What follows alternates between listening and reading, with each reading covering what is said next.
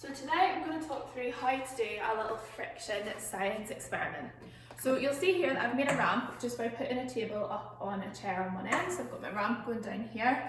You can make your ramp however you like. If you've got maybe a ramp like a wheelchair access ramp nearby or somewhere you can go, you could use that.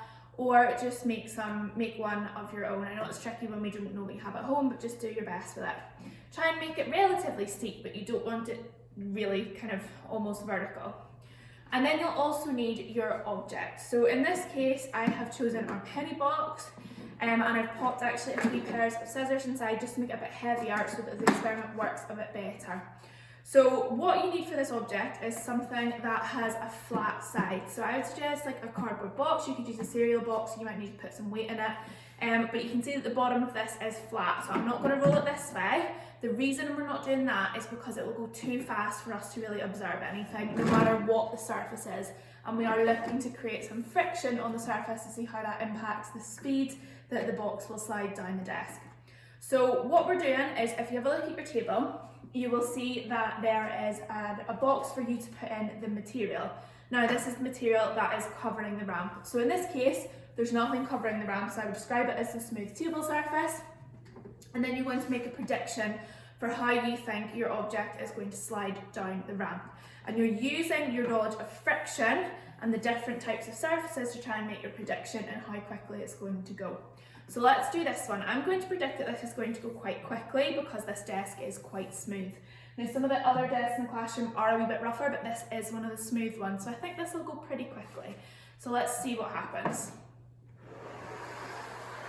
Okay, so you can see it slid down there. I don't think that was as quick as I thought it would be. So I had predicted this was going to go quite quickly, but I actually think it went at average speed. So you'd see in my second column of my table, I would put, after I'd done my prediction of quite quickly, I would put average speed for this to go down.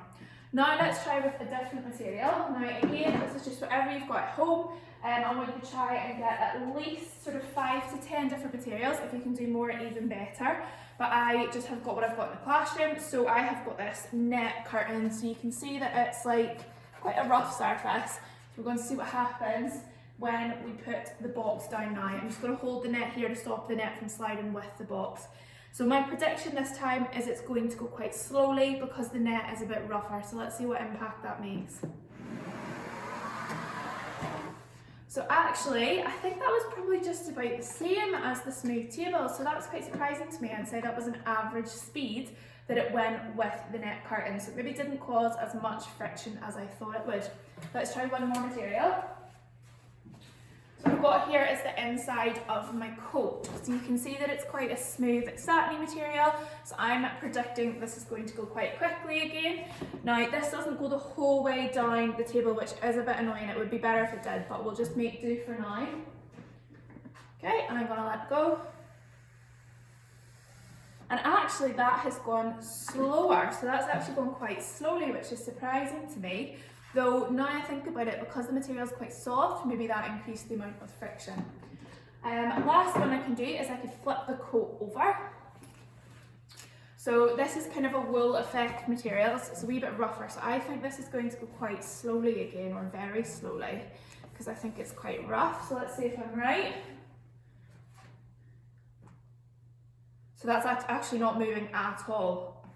So even with the scissors in it, giving it some weight, there's enough friction on the material of my jacket to stop it from sliding down. So I would say that is completely still, it's not moving at all.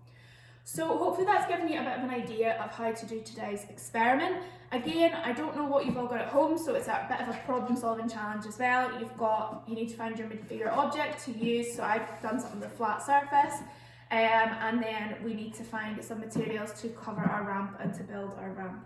But hopefully this will be a good idea to give you, a good way to give you examples of the different ways that different materials cause friction or don't cause friction.